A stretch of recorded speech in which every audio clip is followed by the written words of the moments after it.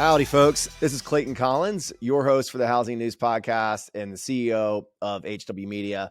I'm just getting back to home and our office in Dallas, Texas, after a couple days out in California at the CMBA Mortgage Innovators Conference. And coming off of that event where there was a lot of talk about AI and innovation and how lenders are building the tech stack of the future to enable more efficient operations, I was really happy to be able to take some of that knowledge and talking points into today's conversation with our guest, Mr. Simon Moir, the VP of Banking Compliance Solutions at Wolters Kluwer. Simon has an incredibly interesting background in technology, in mortgage and banking technology, and has a really smart approach to how he thinks about innovation happening in our housing ecosystem today. We talk about AI, we talk about the tension between technology and regulation, and we talk about the current state of the tech and fintech world and some of the dynamics that have changed in terms of valuations and M&A and the way that investors are thinking about investing in and backing the technology companies of the future that will be partners to mortgage lenders and real estate companies as we build the future of housing. I hope you enjoyed today's conversation with Simon Moir. All right, Simon, welcome to the Housing News Podcast. Thanks very much for having me. I'm excited. All right, Simon, we're going to have a pretty broad-ranging conversation today, going through AI and talking about technology and regulation, such important topics when we talk about implementation and technology actually coming into fruition in the mortgage industry, and talk a little bit more about the state of the fintech world that's changed quite a bit in the last 15 months, especially when it comes to funding sources and end market performance. But Simon, before we jump in, I'd love to hear a little bit more about your career path that's kind of uniquely qualified you to speak on these topics. And I mean, I've been following you since eOriginal and now in your role at Wolters Kluwer, but I'd love to hear more about your path in financial technology and in the mortgage industry. Yeah, sure. So everyone might hear an accent. So I'm originally from New Zealand, and in the mid 90s, I started my career really in the banking space. So this was in New Zealand. EDS had come in and acquired the top companies that service the major banks and the major government departments, and I joined that organization. But like all good New Zealanders, Kiwis, we want to go and see something a little more, and so I traveled and went both to the UK first, and then came to America. And when I really got into mortgage was around 2005. I mean, who wouldn't want to be in mortgage at that time? It was booming, right? It was hot. You're coming into the hottest sector. Money was being made. It was, and so I was on insurance for a little while, and so came across into mortgage and joined a privately held company called Dorado, and I believe it was really the first SaaS LOS platform out there. And that really played out well for us because when we had the housing crisis, we actually had this recurring revenue that continued and really allowed us to continue to support that, our own organization, but also our clients, right? We were able to continue to invest because they continued to pay us. And that was acquired, right? All the things that you want to happen. It was acquired by CoreLogic. And after spending a little bit of time with them, I left and I finally found eOriginal, which was a privately held company that started in mortgage about 20 years prior, but had stepped away from it. And they were looking to come back into it because a number of their clients were saying, okay, we're doing digital this way for these types of assets, but maybe we could do it for mortgage again. I didn't know that part of the original story. I didn't realize that it was a verticalized business. So where else were they spending time and serving customers? What other asset classes? Yeah, sure. So a lot around auto, with personal loans, student, equipment leasing, a number of different places because we have laws in this country that allow us to do these things digitally. And although mortgage hadn't really picked up in the beginning years, the other asset classes had, certainly auto. And we do a massive amount of auto. So it was interesting, right? When we came back into mortgage, there was a thought of like, well, who are these people, right? There were people who had stuck around with mortgage and we were coming back in and we could point to really the scale that you can achieve. And so we were, lucky enough, to be able to tell that story and start initiatives with Quicken, Fannie Mae, Freddie Mac, Wells Fargo, etc. So it was certainly a fun ride. All right, that's really fascinating. All right, so eOriginal, you're back in the mortgage industry, helping eOriginal redevelop its presence in mortgage with some of the learnings from auto and other asset categories. Where does the story go from there? How does it lead to Wolters Kluwer? Yeah, sure. So there was actually discussions between WK and eOriginal going back some years, even just before I joined, but it wasn't quite right. But we knew, after we got some additional private equity money, that we were going to build this organization to be something that a real strategic wanted. And I think Wolters Kluwer was just the perfect fit, right? They were very strong in documents, and they were very strong in compliance analytics, really around fair lending, CRA, HMDA, etc. What they missed was this middle block, right? The transformation to true digital lending. So where we could go from creating the documents to closing those and then managing them on the secondary market and also delivering them the data to the regulatory agencies. So it was really a great match. And so when I came in, I got the opportunity to be the segment leader for that larger offering. So still very involved in the original and care about it very much. It's still a real growth engine for us, but got to see it across a larger scope within the space. And this transaction was in 2021, correct? It was. I think actually end of 20 was when it really happened. Yeah,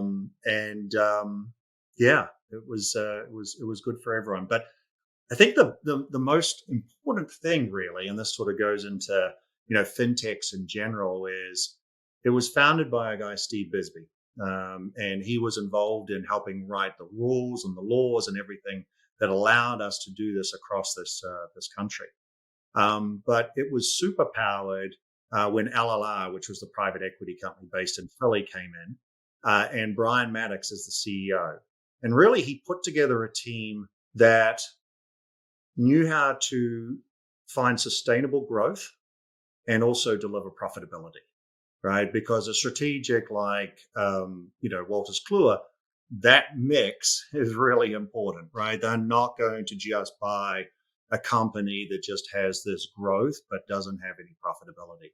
And so, the rule of 40, was played out very, very well. Brian, brought together a great leadership team, and it made it really attractive because we were growing, but we did bring, profitability margin to Wolters Kluwer. Yeah, and so for our non-SaaS private equity folks in the audience, rule of 40 is the combination of growth rate and margin profile. And why does that matter? Why does that matter to the investor community? Well, so it's the mix, right? If you're growing really fast, it's okay to grow fast and not have that profitability, right? If you're not growing as fast, you better show some good margin. I think there's also, I haven't discussed this with everyone, but I think there's this nice balance between not trying to exceed it as well, right? You obviously want to grow as fast as you can, but there's unsustainable growth, right? There's growth that might occur just under certain circumstances. And if you can't control those circumstances, you need to make sure that, you have other angles that you can take.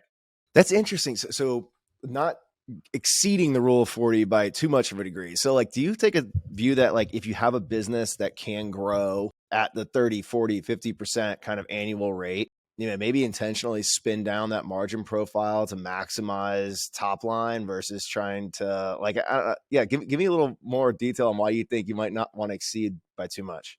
Well, I think it's just, I think I worry about uncontrollable numbers, right? Just, look, we can all be doing great things. But we all know that thing. If it sounds too good to be true, it possibly is, right? And I think that's, what we've seen with, some of the fintechs that, have struggled more recently is because of that uncontrollable growth. as their approach. Right. I live on the East Coast. I've worked for West Coast companies as well. I sort of consider it an East Coast, West Coast mentality. Hopefully, I'm not offending anyone. It's probably more likely to do with VCs versus private equity, companies. But I think finding that right balance, and that's quite honestly what a lot of what I learned from Brian Maddox is, right. Be controlled, be measured, deliver on what you say you're going to do. Yeah, I have a few friends from business school who are running a venture fund of funds out of the Raleigh-Durham area. And it's called Front Porch Capital. And their whole like thesis is on some of the differences between East Coast and West Coast investing and investing around the Southeast, which like ultimately brings in a whole different type of entrepreneur, a whole different type of growth strategy. And in the end, I think a different valuation profile as well. That East Coast, West Coast thing is a concept I think some investors are starting to latch onto. Yeah, I feel like we were building something real, right? That was sustainable. And that has proven out as we have come into WK as well. I think just thinking about how we connect as an organization, as individuals within WK as well, because we were building a real company, they are a real company. The combination was a very easy fit. So I think it's interesting you bring up LLR. So like I'm right now watching what they're doing with most recent acquisition of Mortgage Coach and Sales Boomerang and bring that into one business with Trust Engine. LLR has developed an interest or an expertise around the housing tech space. Am I right there? Yeah, look, I had great experience with them. I think they do the right amount of due diligence. They give the right support to the organizations, right? Like I think some people worry about folks being overbearing or maybe not being able to provide anything other than just cash. And they really struck that balance. And again, if you think about mortgage tech and everything like that, we need to be reminded of those balances. And I think they're a great organization. Yeah, I definitely hear you on the balance. I like know operators who work for overbearing sponsors and where like the CEO job quickly becomes one of updating the operating partner or the deal partner every day, every week, and not as much operations, or just getting handed tuck-in acquisitions to integrate without much strategic thought. So the balance is definitely important. It is the balance. So I talk a lot about yin and yang. Because not everyone's the same as me and I'm not the same as everyone else, but I feel like we can learn so much, right? So as long as that dialogue is happening between folks, I've had people, say, right, like, why are you listening to that person so much? Or, that person's doesn't have the same view of you, Simon. And I'm like, that's because I want to learn that view. Right. Like I either want to teach that person my view and maybe if I'm right, or there's a belief that I'm right, they will convert, or maybe I'll learn something from them. Right. Because we've all been on these different journeys. There's no exact right answer. And so I think that yin and yang and Brian and I were a bit like that. Right. He needed a lot of data, but when he made the decision, he made a very accurate decision. Right. Whereas I might be a little faster on the decision making. I use less data, but maybe I'm not always as accurate, right? So that balance and testing each other was a really fun part of the trip. That's cool. So eOriginal is already playing in like I think where a lot of people in the industry are calling kind of the messy middle right now, or more innovation needs to happen. During COVID and that like 2020, 2021 period, a lot of focus was going to like the front end and the back end of the transaction. People were trying to figure out remote online notarization and how do you close deals in a distributed world where everyone's in office and can go to a title company. But WK was already kind of thinking about the middle in this acquisition. Can you talk a little bit more about like why focus and mindset or focus on the part of the transaction where eOriginal was working was a priority for WK in 2020, 2021, when it seemed like a lot of energy and capital was going to other parts of the transaction? Yeah, so of course, we're involved in the closing and have many connections Yeah. to different remote notary providers and also in person, notary platforms as well. I think what our focus was about the most important document in the package, right? That being the promissory note, and that is really the ecosystem that we had created. Um, and so when I talk about that is, we're going to originate, we're going to create the documents, we're going to close electronically. And of course, there's a million definitions of what a digital close can be, right? Whether it's just one document that's a disclosure, whether it's the deed, or whether it's the note, or some hybrid of it all. But with the focus on the digital note, that took us into, in essence, the capital markets, right? Whether it was the warehouse lenders, whether it was the investors, even securitizations, that we do a large number of securitizations across our different assets. That gave us sort of a value proposition that was very different. E-signature, some people might say it's a commodity, some people may say it's not, right? But that sort of that front end is important, but the back end is even more important, right? Because that's the asset that actually survives. That's the asset that someone pays off, or that when you go to court, you need to prove that this is, both legal and enforceable. And that was really eOriginal's focus. And I think, WK saw that we were a unique player in that space that really could create its own ecosystem to expand across, right? We connect into lots of signature tools, lots of notary platforms, stream applications, but at the core of it is that vault. So, Simon, I just got back from the CMBA Mortgage Innovators event, and there's a lot of talk about e-close and the electronic process. What are some of the headwinds and tailwinds that you see in this, like in 2020, the 2023 market, to adoption of e-close and moving forward into a more digital mortgage ecosystem? Yeah, look, I'm super passionate about it because I believe we actually have everything in place, right? We have the laws and regulations that allow us to do this, really nationally across this country. We have great technology providers, right? It's not just WK that's delivering these solutions to market. There are many others as well that are delivering solutions for certain target markets, and that's fantastic, right?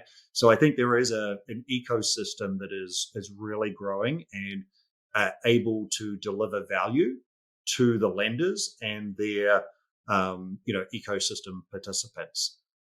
I think what is one of the major headwinds, obviously, the first one to consider right now is really about funding. Do people have money to invest right now? There's always this adage, right, of when times are good, you don't have the time to invest, and times are bad, you don't have the money. But I think for the folks that are starting to invest now, when that growth pattern happens, they will be able to take great advantage of it, right? And we saw that with folks like, Quicken, who certainly has led the charge, on this. So, if we get past the money, someone's ready to invest. I think the first thing is, and this is, I believe, in some ways, a self-created headwind, right? And I mean that with all respect, but this is tough, but also easy at the same time, right? If you put together the right team and know why you're doing this, right? Are you doing it for cost of capital? Are you doing it for efficiency in the back room? Are you doing it for customer experience? If you're true to that, to what your goal is, there is a pathway forward. I think many times people try to create all of these pathways at the same time, right? And try to go down all of these pathways. And that really causes confusion, right? And so, we've had different approaches, right? There's obviously, sort of this pre-sign package, right? So let's sign as many documents as you can before you actually get to the closing table, because that settlement agent may not actually be that well equipped. So Let's understand that, and let's make it as a lender the ability to do that pre-closing.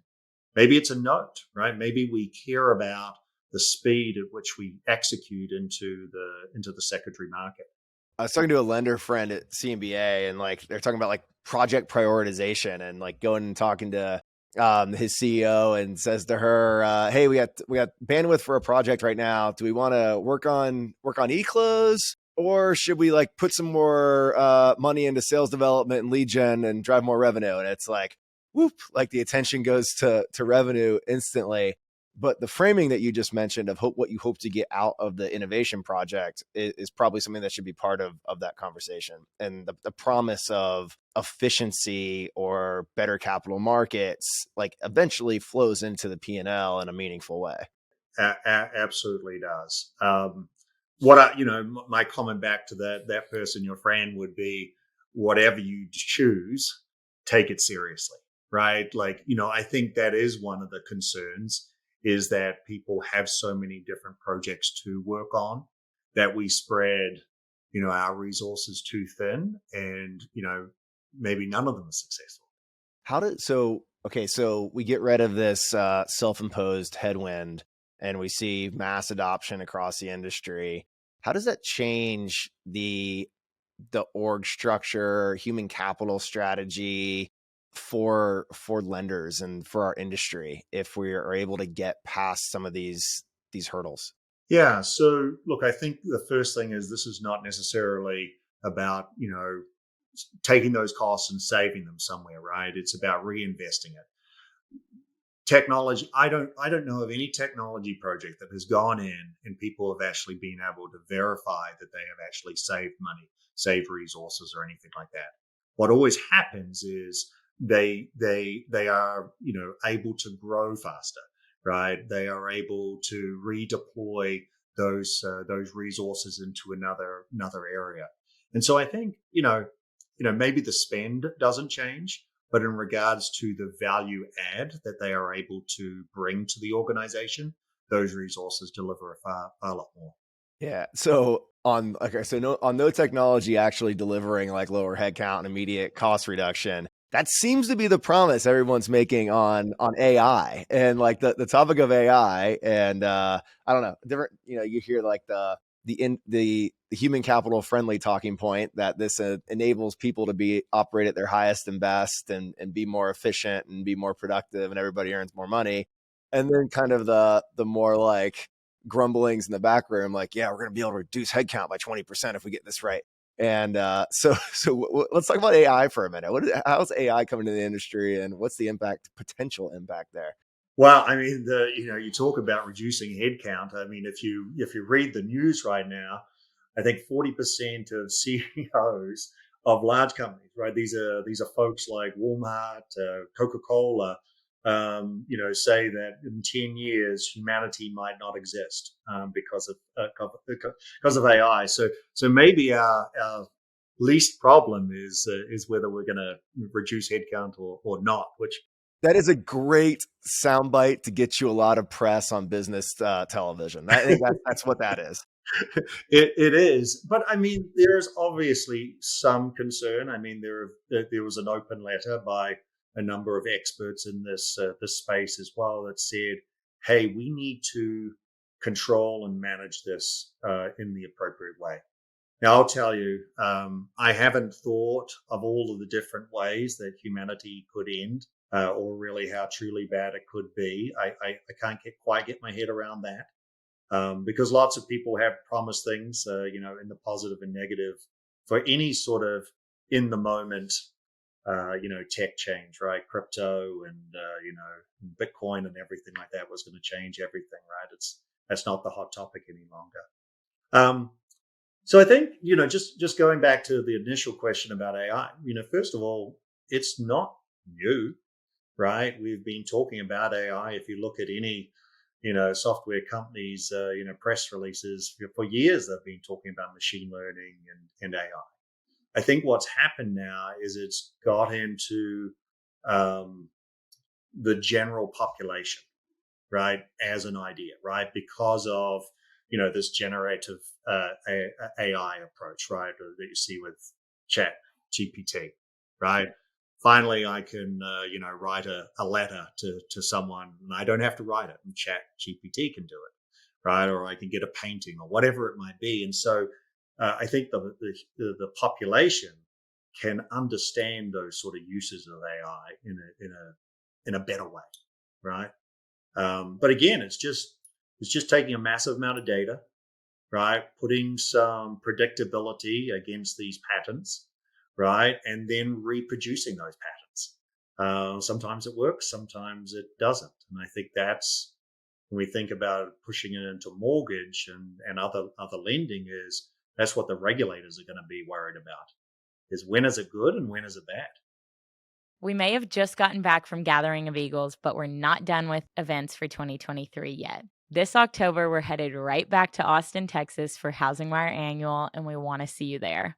We've got a power-packed agenda with content such as our Women of Influence speakers, peak performer playbooks, CEO playbooks, and more to propel your company forward, as well as a bunch of networking events. Because this event is open to real estate executives, mortgage, title, and everyone in between, you really have the opportunity to network with people from all across the housing ecosystem. If you want to learn more about the event, or if you're already ready to get registered, head over to housingwire.com on the events tab and you can learn all about it. Not to mention, if you're an HW Plus member, you're going to get 50% off your ticket. So get registered for HW Plus and get registered for the event so we can see you out in Austin. All right, so let's take the abstract and apply it a little more tactically. Like, where are people applying AI today under its current iteration? And I also feel like AI, I feel like robotic process automation was like round one that the industry talked about ad nauseum for the last half a decade, and then machine learning, and now AI with a little bit of distraction for blockchain and NFTs in there. But like, where's the actual like tactical application? Where are the innovators actually putting AI to work in today's mortgage ecosystem? Yeah, so I think things like underwriting, AVMs, right? Anything that is being highly repeated and does work on a large amount of data, or perhaps the better way of saying is could work on a large amount of data, right? Our traditional systems have required us to, in essence, structure it in a way that is could be considered very limiting, right? You think about credit scores and things like that. There's only certain drivers that lead to an answer, and we're starting to see other credit scoring mechanisms come out that I think are going to use AI or are already using AI. So, like AVMs, for example, are only as good as the data that's coming in, and bad data can compound itself through machine learning and take small deltas and turn them into large deltas. That's right. So how and the risk there is like you get into fair lending concerns and neighborhoods that have had historically reduced home prices because of like some bias or misperception, and that gets compounded over time. How do we prevent fair lending concerns and other kind of issues popping up in the housing ecosystem as AI plays an increasingly prevalent role in really important steps like underwriting? Yeah, look, the regulators are there. Yeah. They have already stated, right, the CFPB, the EEOC, the Justice Department, and the FTC have all said, right, that they are committed, right, to enforcing fair lending, no matter how you're deciding your lending, right. To say that it was decided in a black box is not acceptable, right. You're going to need to know how it comes from. And I think even someone in the Fed gave an example, right, and this was around employment and resumes, right. A huge amount of data had been collected, and in essence, that machine started pushing forward resumes that were, male resumes, right? Because of that historic data, right? That historic data didn't mean it was good data. It just said that was the decisions that had been made prior. And I think so people, not just with the fear of the regulator, but with the fear of needing to do the right thing, right? Just as a human, doing the right thing for people, a need to understand how those AI, systems work and what the, positive or negative implications can be. Yeah, big data has made it very easy to identify trends, and if Yes. if the algorithm or AI is just pushing forward a trend, that could take us in some really bad directions. It Yeah, could. Yeah. interesting. So, Simon, in preparation for this conversation, you talked a little bit about the tension between technology and regulation, and I think now that like AI is front and center as something the consumer thinks they understand because they played with Chat GPT, and the regulator thinks they understand because their niece uses DALL-E to create artwork. Where do we go wrong on like regulator attention on innovation in housing? Like, is this could regulators paying attention to AI actually just like stop it in its tracks? I don't think so. I don't want to cause too much conflict here, but so often, the regulators are looking out, right, and they're trying to predict the future. But so much regulation really comes from an action that is then being followed up with regulations to try to not, for that not to be repeated again, right? And so, in many ways, I feel that the tech folks are going to be pushing so fast, right, that there will be some controls, right, but not enough to actually, or so much to actually stop the innovation, right? Because I think it's really important that we don't stop the innovation, right? Because look, we just talked about a bad example, right, of fair lending, and if that was to use the wrong data. But there's some incredibly good examples as well, right? So just inside of the development of tech, so we have product managers, we have engineers, and everything like that, and we also have folks who are doing code review, right? That code review, I would much rather, instead of someone having a second set of eyes, look at that code, to actually be coding other exciting stuff that we can deliver to our customers. But they're not. They're doing a code review.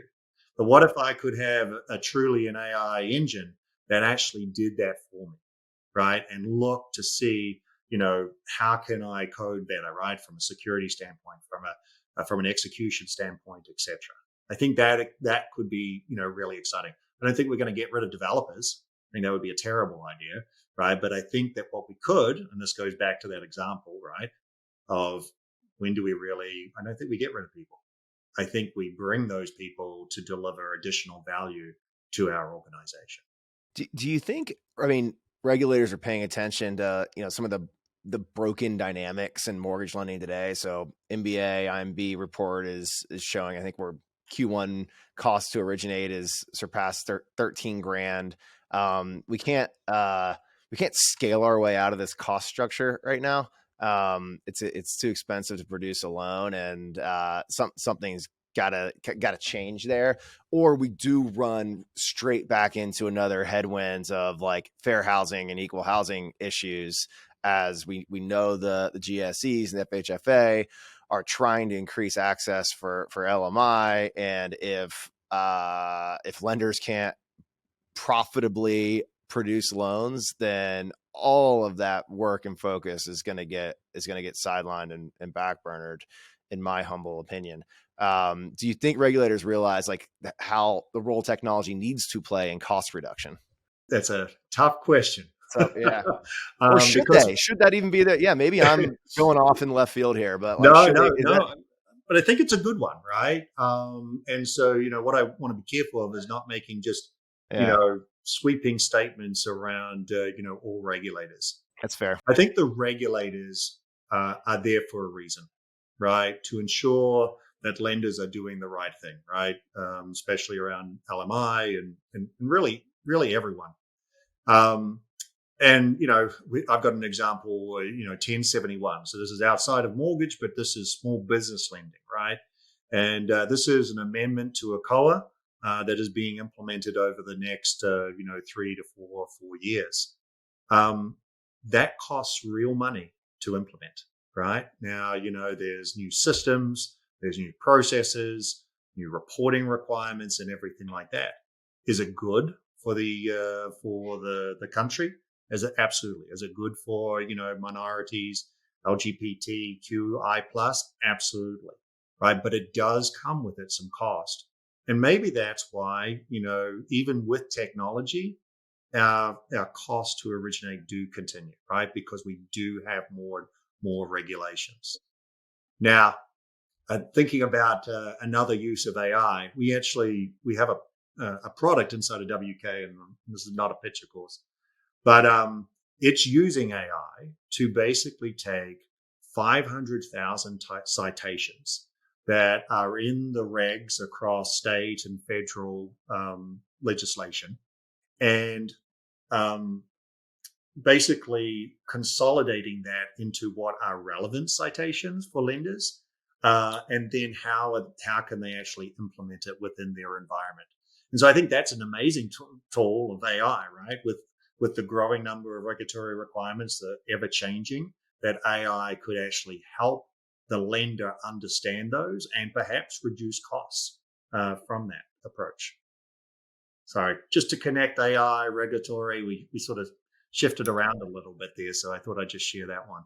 And I appreciate your comment on not making blanket statements on regulation. Like literally as we're recording here, Sarah Wheeler, our editor-in-chief for HousingWire, is in Orange County moderating a roundtable with the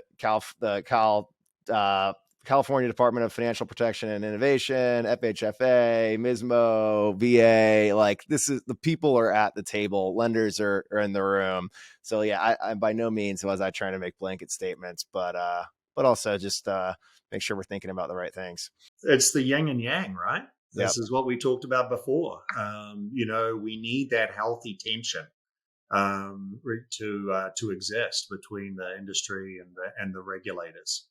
I think they see it. I think they're trying their best, right, to find that balance. So here we are kind of in like the end of Q2 2023. We're in an environment where there's a lot of pressure on mortgage lenders, a lot of pressure on potential home buyers who have looking at higher rates and higher home prices, a lot of pressure on the technology companies that serve this industry because volume is low. And so it's an overall like high pressure ecosystem.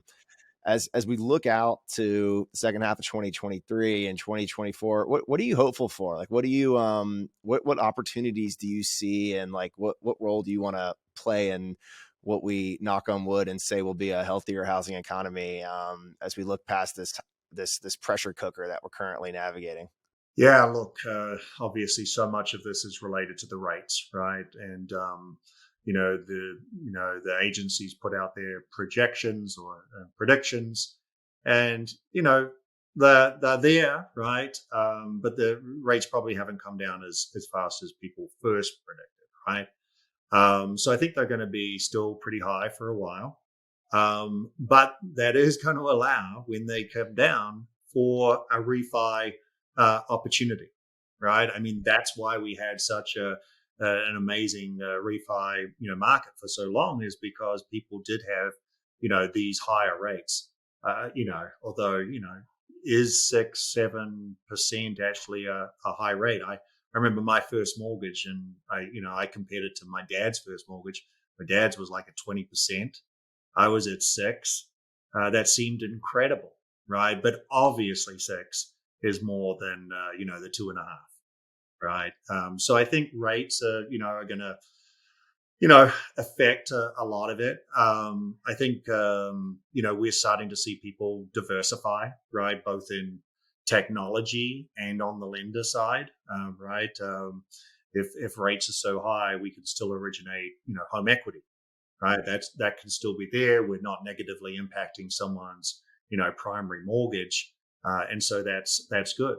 Likewise at WK, mortgage is a part of our business. It's not all of our business, right? And so we're able to continue to invest in mortgage and in these other asset classes, because these other asset classes may not be affected so much.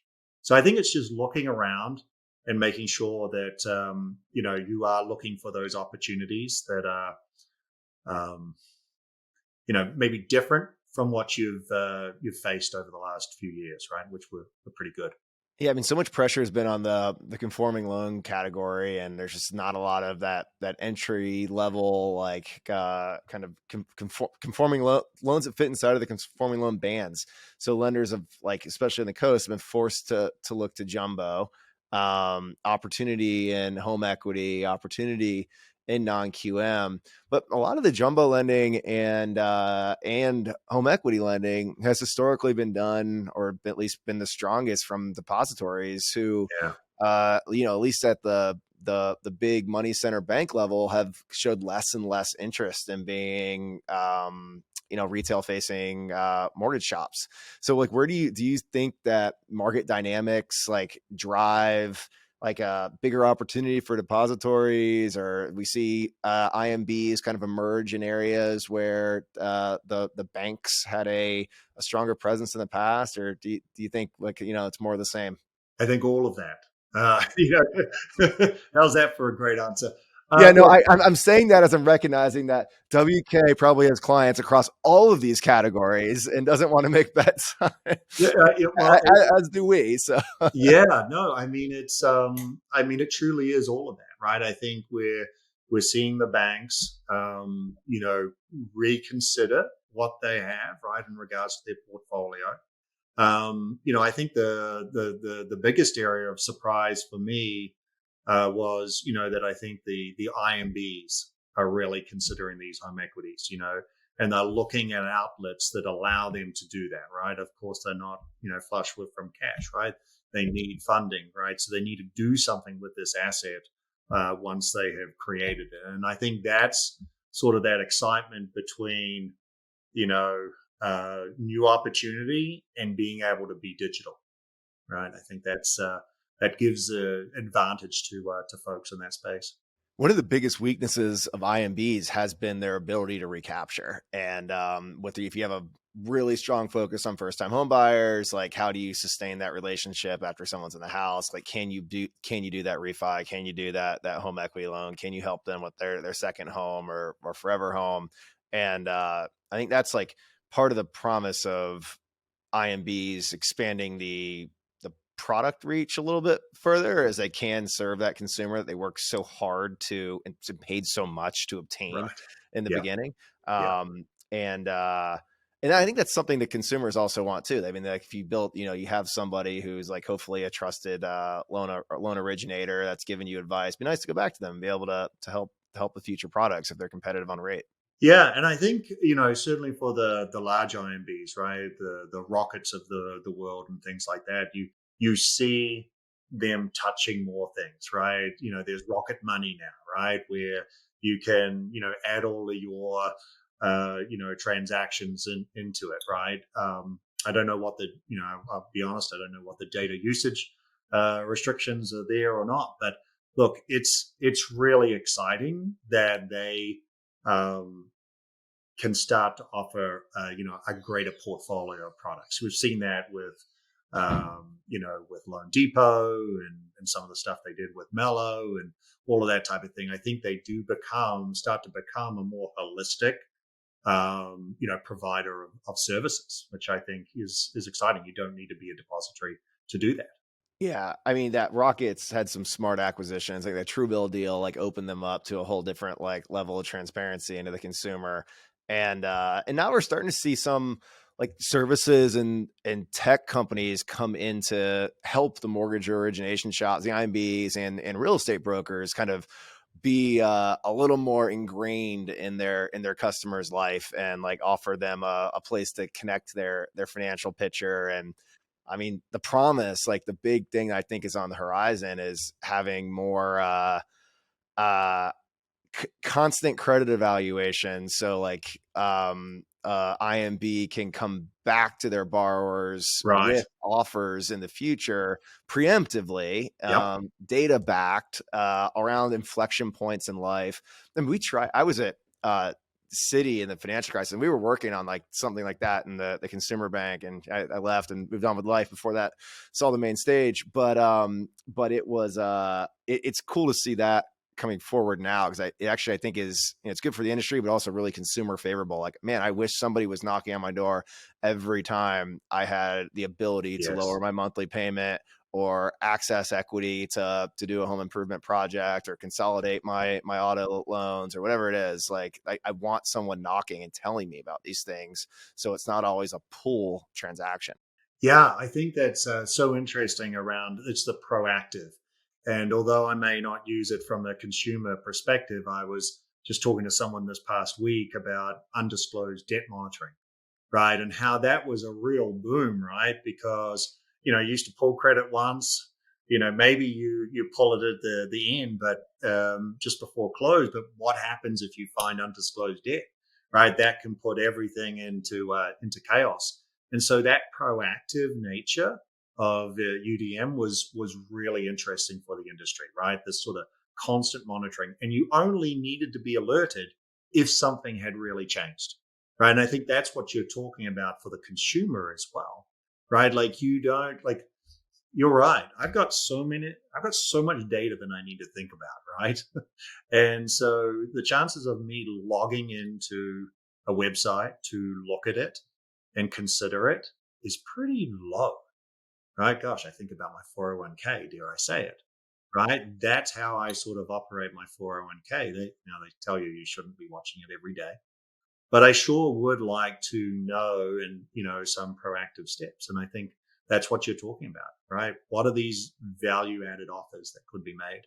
And it all flows back to like where we, started on like talking about electronic like records and closing processes. Like all of that's necessary to be able to connect a financial picture in the long run. I mean, it's like what we have to, you talked about undisclosed credit monitoring. I mean, the hot topic in the industry right now is trigger leads, and like how do we separate from like what might have been, an unattractive data driven practice to something that's actually like a industry friendly, business friendly, consumer friendly, like data practice. I don't know. It's, for me, it all connects. Like, we have to be more digital on the front end at the closing process and on the back end to enable this type of ecosystem.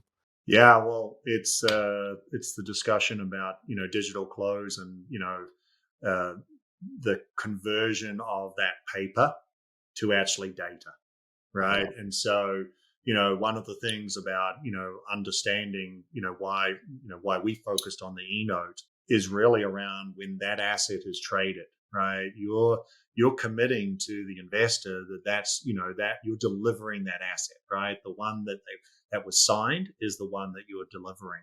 And when it's paper, it's a QA process, right? It's a QC process. It's a percentage of the transactions that might be being reviewed. And even if they're reviewed, that human can get it wrong, right? So we've done,